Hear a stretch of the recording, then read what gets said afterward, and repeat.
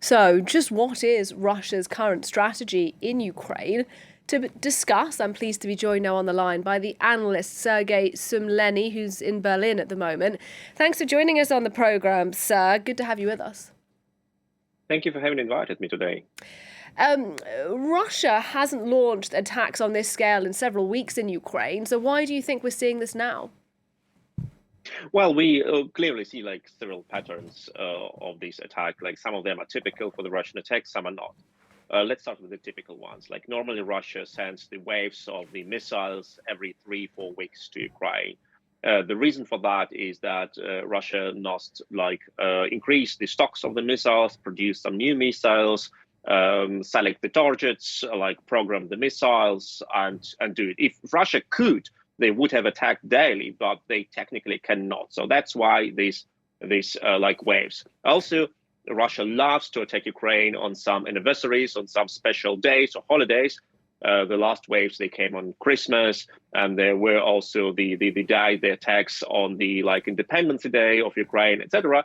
So yesterday it was not only the International Women's Day, but also the birthday of Ukrainian poet Taras Shevchenko, who is absolutely essential for Ukrainian identity, and he was already in 19th century a quintessence of fighting Russian imperialism. So that's why it was important, I believe, for Russia to select exactly this day. Now about the differences. The difference is that this time Russia has launched several very expensive high-speed missiles. First of all, the Kinjal hypersonic missile. Normally, Russia doesn't do it because they're very important for Russian defense. And now they did it because they are the only missiles Ukraine cannot intercept. And today, Russia launched 6 Kinjal missiles and about 10 of other high-speed missiles, which Ukraine cannot intercept, which normally Russia kept for the future. This is what makes this attack different. And about 40% of people in the capital, Kyiv, this morning are now without heating as a result of these strikes. We know that over the winter, Russia was targeting the energy infrastructure of Ukraine. Does it seem that that's still their strategy now, do you think? Well, I think that Russia tried to put Ukraine on the knees in October and November, hoping that Ukraine will suffer in the cold and Ukrainians will some sort of capitulate. It didn't happen. What Russia does now, I think nobody seriously believes that Ukraine will stop fighting because they have power outrage in Kyiv. But I think what is the real object of this attack is to deliver the Russians with the pictures from Kyiv, because Russia could not achieve any victory on the battlefield. They cannot take Bakhmut. They're fighting there. And Putin desperately needs any picture of victory. And for Russians, it's important to see that Ukrainians suffer.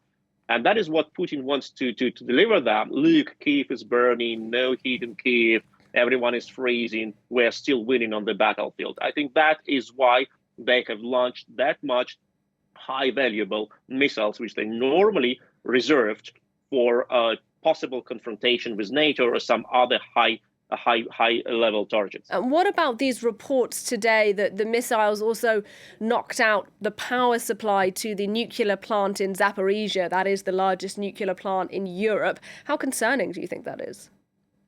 Well, the Russians' policy towards the Ukrainian nuclear power plants is very dangerous. And we know that the Russians control the Zaporizhzhia Nuclear Power Plant, and they already have tried to cut it off from energy supply. They have done it. They installed military equipment on the territory of the plant. They storage ammunition there, which is extremely dangerous.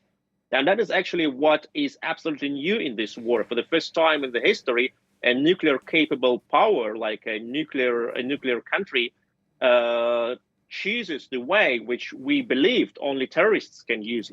We could not imagine before that a state, a permanent member of UN Security Council, would seize a nuclear power plant and will threat to blow it up. But that is what happened, and that is indeed extremely dangerous. Sergej Sumlenny talking to us there live from Berlin. Thank you very much indeed, sir, for your time and for your analysis today.